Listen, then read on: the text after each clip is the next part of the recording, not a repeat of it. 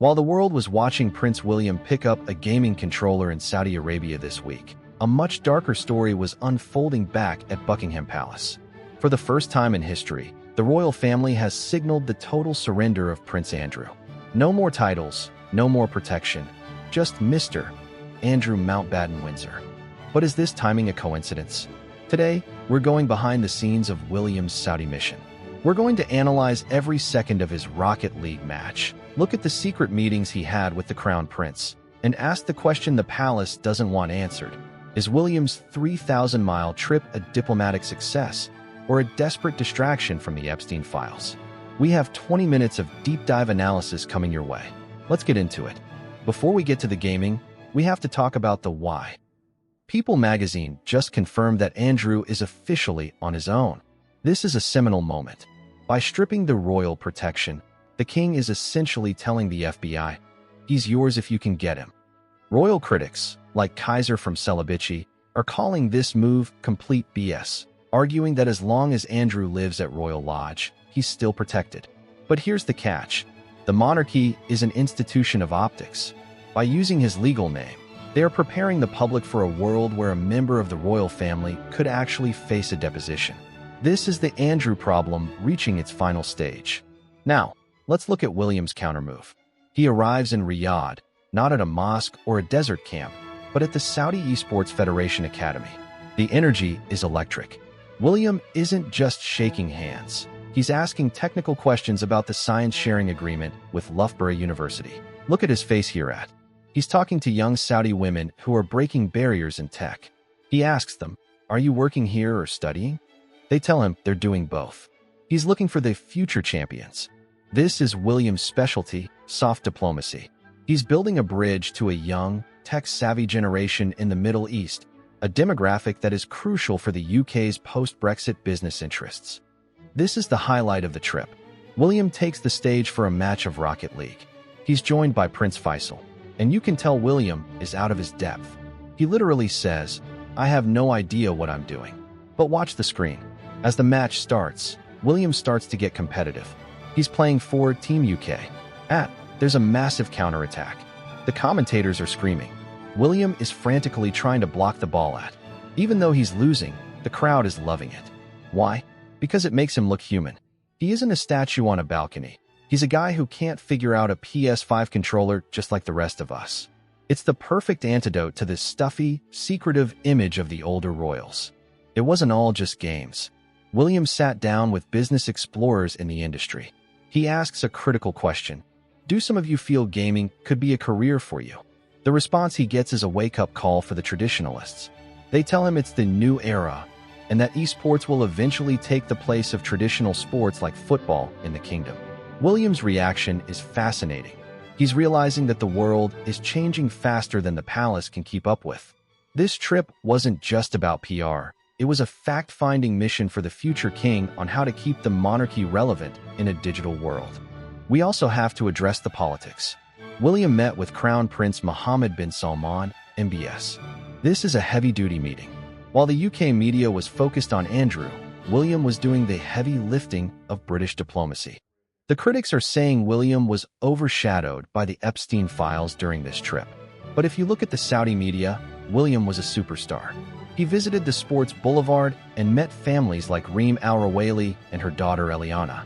He's playing the long game, showing that he can handle the world's most sensitive diplomatic missions while his uncle is being scrubbed from the history books.